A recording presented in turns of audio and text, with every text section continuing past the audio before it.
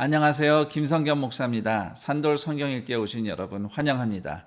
오늘은 역대하 5장에서 7장까지의 내용 살펴보겠습니다. 역대하 5장은 완성된 성전에 입당한 날 이야기 내용이 실려 있습니다. 열왕기상 8장과 내용이 거의 같습니다. 단지 11절에서 13절 사이에 제사장들과 레위인들이 섬기는 모습이 열왕기서보다는 역대기에 조금 더 상세하게 설명되어 있습니다. 그리고 14절에 성전에 구름이 가득한 현상과 함께 하나님의 임재가 나타나는데요. 이 장면은 모세 시절 성막이 완성된 후 하나님께서 보여주신 임재와 똑같습니다.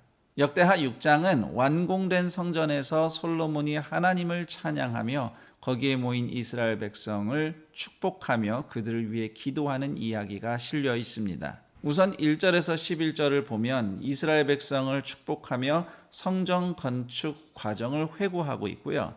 12절 이하에는 솔로몬 왕이 이스라엘 백성을 위해서 하나님께 기도를 올린 내용이 있는데 이 긴 기도의 핵심은 두 가지입니다. 하나는 이스라엘 백성이 성전에서 기도할 때 하나님께서 응답해 주시기를 간구하는 것이고요.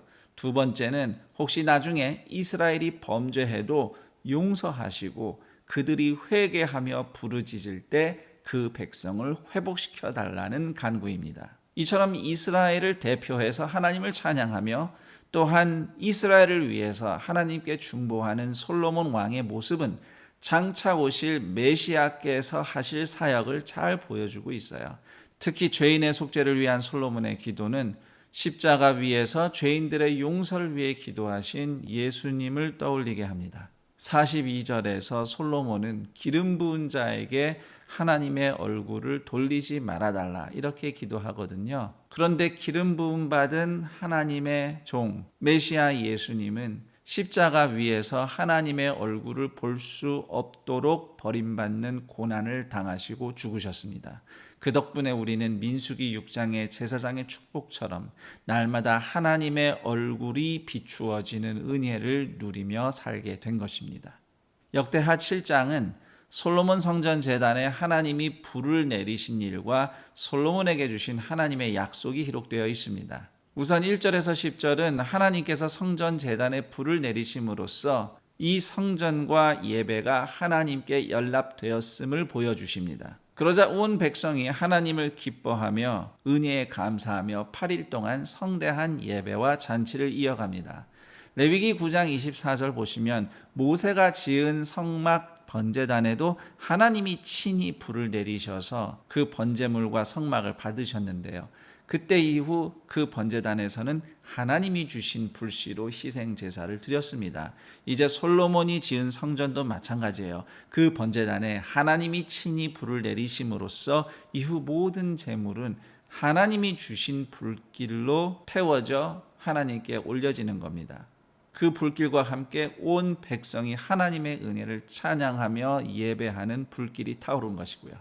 세월이 흐르고 예수님의 십자가 죽으심과 부활, 승천 이후 성령님이 불같이 제자들에게 내려오시자 하나님의 임재와 은혜가 충만한 새로운 성전 공동체인 교회가 탄생하게 됩니다.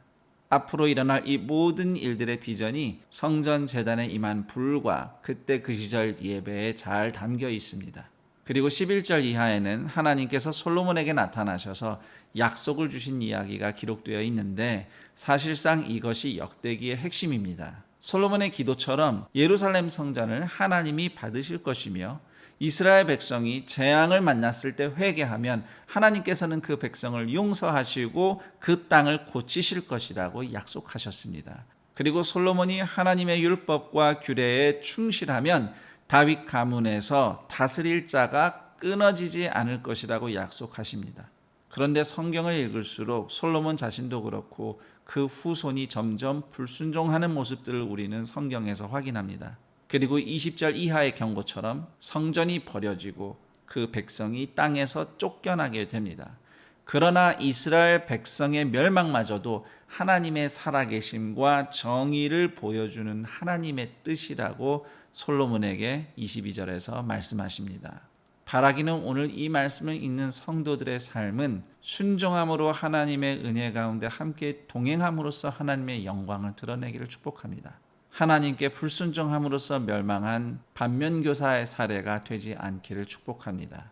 이처럼 다윗 가문과 이스라엘은 하나님께 신실하지 못하고 실패했어요. 그러나 결국 하나님은 다윗 가문을 통해서 메시아를 보내십니다. 그러므로 하나님의 구원하심은 이스라엘의 신실함보다 하나님의 신실함을 통해서 성취되었다는 것을 우리는 고백하게 됩니다. 여기까지 역대하 5장에서 7장까지의 내용 살펴봤습니다.